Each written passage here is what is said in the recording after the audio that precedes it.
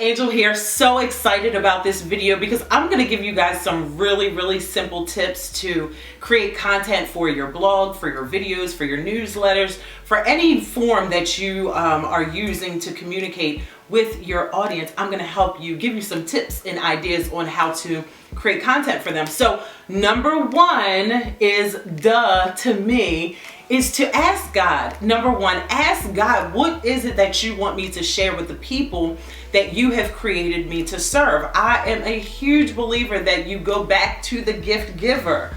Your gift is to communicate with people. So go back to the gift giver and ask the creator, what do you want me to speak out of my mouth? So always asking for divine guidance and divine information is always going to be number one for me.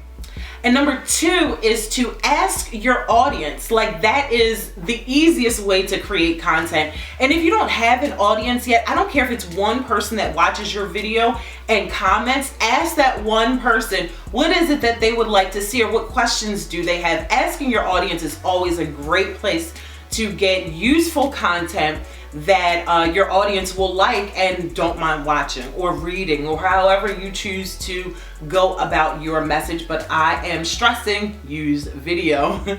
Number three is to Google it. This is so like like in the beginning when I was doing video, when I didn't have people asking me questions, I would like Google different topics that I was interested in just to see what the blogs were talking about, to see what other people were talking about, to see how I can add my voice to the conversation. So Google your topic. If you are a food coach, if you work with people creating meals, Google 30-minute meals and see how that relates to you, and see how you can translate that into your own voice and give it out to your audience that way.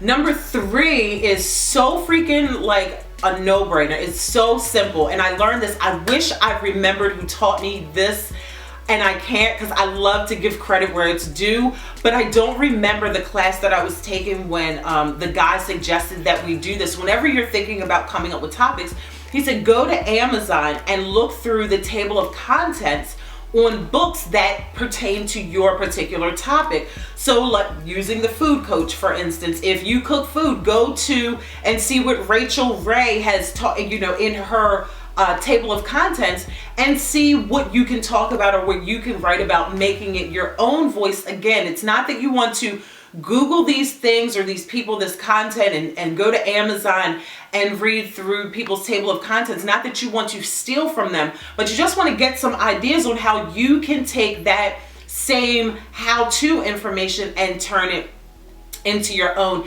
And the last and final tip, number five, I believe we're on number five, is something so like again.